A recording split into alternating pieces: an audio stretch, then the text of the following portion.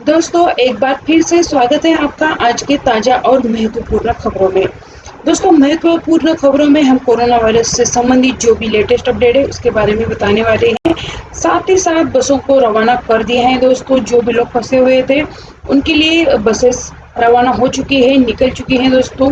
साथ ही साथ बॉलीवुड से एक बड़ी खबर आ गई है और इससे संबंधित और भी बहुत कुछ बड़ी बड़ी खबरें हम देखने वाले हैं, जिससे कि बिहार के लोगों को अब राहत मिल चुकी है दोस्तों, क्योंकि वहाँ पे बहुत बड़ी तादाद में अब ग्रामीण भागों में भी आपको नौकरियां मिल सकती हैं। तो इससे और भी बहुत कुछ बड़ी बड़ी खबरें निकल के आई हैं। तो बने रहिए वीडियो के साथ में, बिना स्किप करे देख लिए पूरी जानकारी, तो आपको पता चल जाएगा। इन सभी के बारे में हम विस्तार से बात करने वाले हैं दोस्तों। चैनल को सब्सक्राइब करके बेल आइकन जरूर दबा दीजिए। दोस्तों आगरा में जो लोग फंसे थे उन 48 लोगों को लेकर अगरतला के लिए रवाना हो गई है बस, और ये बस 3 दिन तक बिना रुके 2200 किलोमीटर की यात्रा करने वाली है। अब ये यात्रियों के लिए थोड़ा मुश्किल भी होगा दोस्तों, क्योंकि ये लगभग 3 दिन तक बिना रुके चलने वाली है। और आगरा से त्रिपुरा की राजधानी अगरतला के बीच की जो दूरी है दोस्तों 2224 किलोमीटर की दूरी है। ये काफी लंबा समय है दोस्तों। और वहां पे पहुंचने के लिए बस को यूपी, बिहार, बंगाल, असम और मेघालय से होकर गुजरना होगा। तो ये काफी लंबा समय है। बस निकल तो चुकी है दोस्तों, पर थोड़ा कठिन भी होने वाला है ये सफर। आपको बता दें कि पर्यटकों का एक समूह 12 मार्च को आगरा पहुंचा था। दरअसल ये लोग शहर में कुछ दिन बिताने के लिए आए थे। अगरतला वापस जाने से पहले ताजमहल और अन्य प्रसिद्ध स्मारक घूमने गए। आगरा आने से पहले इस समूह ने आगरा से लगभग 50 किलोमीटर दूर पवित्र शहर मथुरा में कुछ समय बिताया था। दोस्तों हम कोरोना वायरस की बात करें तो अब तक 33,610 लोग इससे संक्रमित हो चुके हैं और दुर्भाग्यवश इसमें 1075 लोगों की मौत भी हो चुकी है दोस्तों, और ठीक हो चुके हैं 8,373। ये लोग डिस्चार्ज हो चुके हैं। देश भर में राज्यों की स्थिति देख लीजिए क्या क्या है। आप वीडियो को पॉज करके भी इन सब के बारे में पढ़ सकते हैं। हालांकि आपको बता दें कि सबसे ज्यादा जो संक्रमित है वो महाराष्ट्र राज्य है, और गुजरात में ये काफी ज्यादा बढ़ोतरी देखने को मिल रही है। ये राज्य जो है काफी ज्यादा संक्रमित है कोरोना को लेकर। वही सीएम योगी ने भावुक होकर एक अपील की है दोस्तों सभी लोगों से जो भी फंसे हुए हैं। उन्होंने कहा है सब्र रखें, हम आपको घर पहुंचा देंगे। लॉकडाउन के कारण दूसरे राज्यों में फंसे उत्तर प्रदेश के कामगारों और मजदूरों से मुख्यमंत्री योगी आदित्यनाथ ने भावुक अपील की है। उन्होंने कहा श्रमिकों से कि वे सब्र रखें, सरकार उन्हें उनके घर तक पहुंचने की विस्तृत कार्य योजना की तैयारी कर रही है।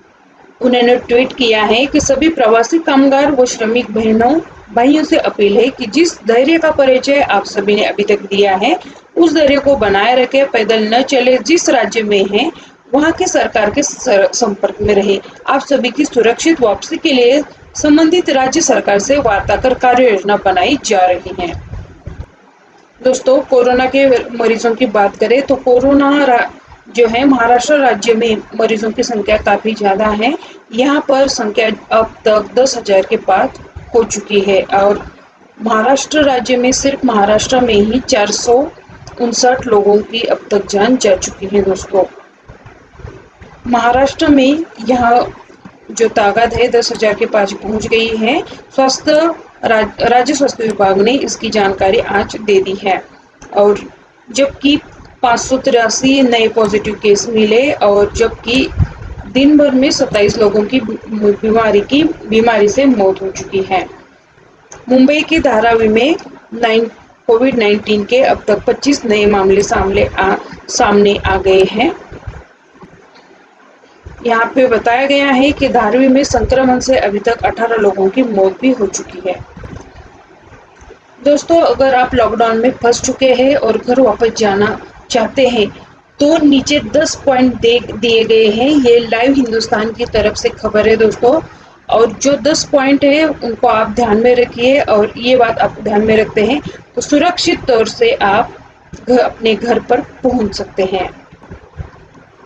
दोस्तों, गृह मंत्रालय के इस गाइडलाइन के मुताबिक अगर आप घर से दूर कहीं बाहर फंसे हैं तो फिलहाल आप खुद से घर नहीं जा सकते हैं। इसके लिए केंद्र सरकार ने राज्यों और केंद्र शासित प्रदेशों को लोगों को लाने जाने की अनुमति दे दी है। सभी राज्य और केंद्र शासित राज्य नोडल अधिकारी की नियुक्ति करें जो सभी दिशा निर्देशों का पालन करे। इतना ही नहीं, राज्यों और केंद्र शासित राज्यों में पहुंचने वाले लोगों का ब्यौरा भी रखा जाए। इस तरह अपने आप को घर जाने के लिए अपने राज्य की सरकार ने द्वारा नियुक्त लोकल नोडल अथॉरिटी का पता करना होगा जहां आप घर जाने के लिए रजिस्ट्रेशन करवा सकते हैं। अगर फंसे हुए समूह में लोग एक राज्य या केंद्र शासित प्रदेश से दूसरे राज्य या केंद्र शासित प्रदेश में जाना चाहते हैं तो भेजने वाले और जिस राज्य में वह समूह जाना चाह रहा है दोनों राज्य एक दूसरे की आपसी सहमति के साथ सड़क के जरिए भेज सकते हैं। किसी भी व्यक्ति को भेजने से पहले उसकी स्क्रीनिंग की जाएगी। अगर वो ठीक होता है, कोई भी उसमें दिक्कत नहीं आती है तो उसे भेजने की मंजूरी दे दी जाएगी। यानी कि अगर आप कोरोना के बीमार नहीं है, कोरोना आपको नहीं हुआ है, तभी आपको घर जाने की अनुमति दे दी जाएगी। प्रवासी मजदूर, यात्री और छात्र उस समूह को सिर्फ बस से ही भेजा जाएगा। भेजने से पहले बस को सैनिटाइज कराया जाएगा। इतना ही नहीं, यात्रा के समय सोशल डिस्टेंसिंग का भी पालन किया जाएगा। रास्ते में पड़ने वाले राज्य या केंद्र शासित प्रदेश उस राज्य के लिए रास्ते देंगे जहां पर ये गाड़ी जा रही है। अगर आप अपने गंतव्य तक पहुंच जाएंगे तो आपको क्वारंटाइन किया जाएगा। स्थानीय स्वास्थ्य विभाग की यह जिम्मेदारी है कि वह आपको होम क्वारंटाइन में रखे। इस दौरान आपका हेल्थ चेकअप किया जाएगा। आपको आरोग्य सेतु ऐप का इस्तेमाल करना होगा, यानी इसे अपने मोबाइल में रखना होगा ताकि आपके हेल्थ स्टेटस पर नजर बनाए रखी जा सके और साथ ही साथ आपको ट्रैक भी किया जा सके। अगर यात्रा के दौरान आपकी तबीयत में किसी भी तरह की गड़बड़ी पाई जाती है तो आपको उसी वक्त अस्पताल में ले लिया जाएगा, यानी आप घर पर नहीं जा पाएंगे। तो दोस्तों, ये थी महत्वपूर्ण जानकारी कि अगर आप कहाँ पर भी फंसे हुए हैं और अपने घर पर वापस जाना चाह रहे हैं तो उनके लिए ये गाइडलाइन थी दोस्तों कि किस तरह से आप वहाँ पे पहुँच सकते हैं। दोस्तों, अब देखते हैं कि कौन कौन सी दुकानें खुली रहेगी। दिल्ली की न्यूज़ है, लॉकडाउन में किताबों, बिजली के पंखों, प्रीपेड मोबाइल रिचार्ज की दुकानें भी खुली रहेंगी। गृह मंत्रालय ने एक आदेश में कहा है कि अब तक जारी दिशा निर्देशों के जरिए विशिष्ट सेवाओं और गतियों की छूट के संबंध में स्थिति स्पष्ट किए जाने की मांग के बाद यह निर्णय लिया गया है। विद्यार्थियों के लिए स्कूली किताबों, बिजली के पंखों की दुकानों को भी लॉकडाउन के दौरान खुले रहने की इजाजत दे दी गई है। दोस्तों, आप सब तो व्हाट्सएप यूज करते ही होंगे, तो व्हाट्सएप यूज करते हैं दोस्तों। अगर आप व्हाट्सएप यूजर है तो बहुत बड़ी खबर है दोस्तों। इससे आप ऑडियो या वीडियो कॉल करते हैं तो एक साथ अब 8 लोग जुड़ सकते हैं दोस्तों। जी हाँ दोस्तों, इस फीचर के आने से पहले व्हाट्सएप ग्रुप में अधिकतम 4 सदस्य ही एक साथ कनेक्ट हो सकते थे।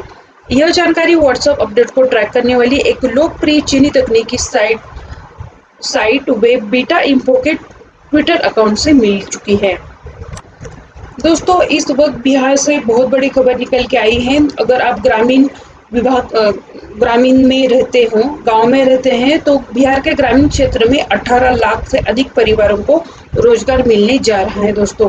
ये बहुत ही अच्छी खबर है दोस्तों। कोरोना महामारी की रोकथाम के लिए लॉकडाउन किया गया है दोस्तों, और इससे लॉकडाउन में मजदूर वर्ग के हितों की रक्षा के लिए प्रयासरत बिहार सरकार का प्रधानमंत्री आवास योजना एवं मुख्यमंत्री ग्रामीण आवास योजना के तहत 23.73 आवास निर्माण से चालू वित्त वर्ष के दौरान 18 लाख से अधिक परिवार को रोजगार देने का लक्ष्य है।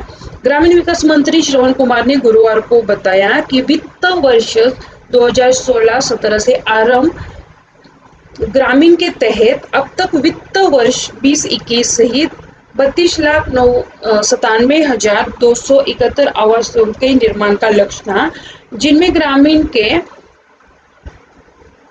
94,000 से ज्यादा आवास का निर्माण पूर्ण हो चुका है। शेष 23,73,000 से अधिक लाभुकों के आवास निर्माण में वित्त वर्ष 2020-21 में ग्रामीण परिवारों को 17 करोड़ 32 लाख से अधिक मानव दिवस का रोजगार सृजन होगा, जिससे 18 लाख से अधिक परिवार को रोजगार दिया जा सकेगा। दोस्तों, भारत सरकार ने अब तक 72 देशों के 60,000 नागरिकों को वापस भेजा दिया है, कोरोना को मद्देनजर रखते हुए। जैसा कि आप जानते हैं, कोरोना जो है महामारी है और पूरे विश्व भर में फैली हुई है, तो उसी को नजर रखते हुए हमारे सरकार ने अब तक 72 देशों के करीब 60,000 विदेशी नागरिकों को भारत से वापस भेज दिया गया है। विदेश मंत्रालय के प्रवक्ता अनुराग श्रीवास्तव ने कहा कि विदेशों में फंसे भारतीयों को निकालने के मुद्दे पर भी चर्चा की जा रही है और सभी भारतीय मिशन विदेशों में भारतीय समुदाय के लोगों को हर संभव मदद पहुंचा रहे हैं। दोस्तों, एक और खबर आई है बॉलीवुड की तरफ से, बेहद ही दुखद भरी खबर है। दोस्तों, बॉलीवुड अभिनेता ऋषि कपूर जी का निधन हो चुका है और ये कैंसर से पीड़ित थे। दोस्तों, कल ही हमने जाना कि बॉलीवुड अभिनेता इरफान खान छोड़ के चले गए हैं, तभी आज ही ये दूसरा धक्का लगा है। दोस्तों, बेहद ही दुखद भरी बात है कि बॉलीवुड अभिनेता ऋषि कपूर जी अब हमारे साथ नहीं रहे, वो दुनिया को छोड़ के चले जा चुके हैं। दोस्तों, वो 67 साल के थे और 2 साल से कैंसर की बीमारी से जूझ रहे थे। दोस्तों, बॉलीवुड एक्टर अमिताभ बच्चन ने ट्वीट करके ऋषि कपूर जी के निधन की जानकारी दे दी है। तो दोस्तों, इसी के साथ ही वीडियो खत्म करते हैं। कमेंट करके जरूर बताएं दोस्तों कि आप कौन सा राज्य से बिलोंग करते हो, ताकि वहां की सभी महत्वपूर्ण खबरें हम आप तक पहुंचा सके। मिलते हैं अगली वीडियो में।